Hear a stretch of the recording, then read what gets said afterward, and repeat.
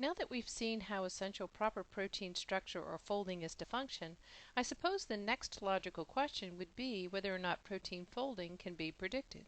In other words, can we predict the tertiary structure from the primary structure?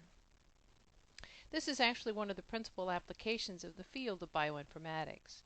Established databases of protein sequence are searched to discover sequence homology. In other words, does the protein of interest have a similar primary structure to that of a protein of known function? Different methods have been developed in an effort to analyze the data. Some are modeling algorithms, some attempt to recognize common motifs, and others use chemical and physical principles to predict the conformation. In each of these examples, though, the crystal structure ultimately proves or disproves the prediction. Illustrated here is a comparison of the predicted and actual structures of two proteins, MUT-S on the left and the bacterial protein HI0817 on the right. In these examples, note how closely the predicted structures were verified in the actual crystal structure. We began our study of protein structure by stating that the hydrophobic effect is the ultimate reason for the manner in which proteins adopt their native conformations. Let's look more closely at why this is true based on thermodynamic principles. The protein cytochrome C is another example of an oxygen-binding protein, and it carries the characteristic heme group, the porphyrin ring in the center of the structure illustrated here. We find, as we expect, that the more hydrophobic residues, pictured in yellow, are buried within the protein, away from the aqueous environment.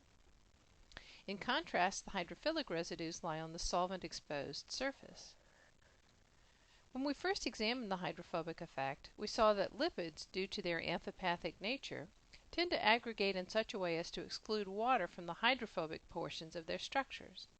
Fatty acids like palmitate form micelles due to the fact that they have one polar head group and one hydrocarbon tail.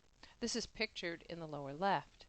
For lipids that carry one polar head group and two nonpolar tails, such as those that comprise our cellular membrane structures, they tend to associate in the formation of bilayer, such as is illustrated on the right.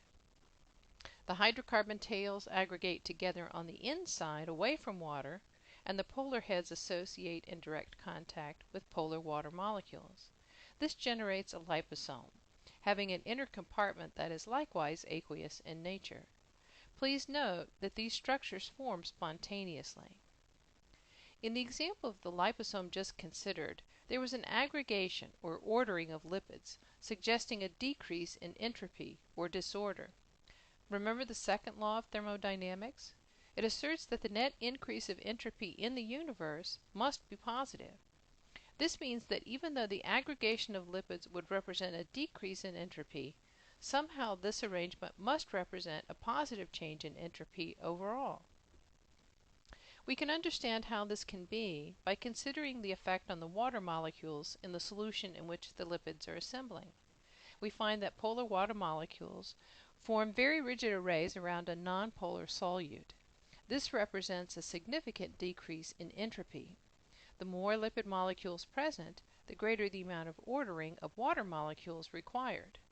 Clearly, this is not a favorable arrangement. When the amphipathic molecules assemble in the manner described earlier and is illustrated here, note that water molecules are excluded from the hydrophobic core, meaning that they are less ordered in this arrangement. This is why the aggregation of lipids is spontaneous and why oil and water don't mix.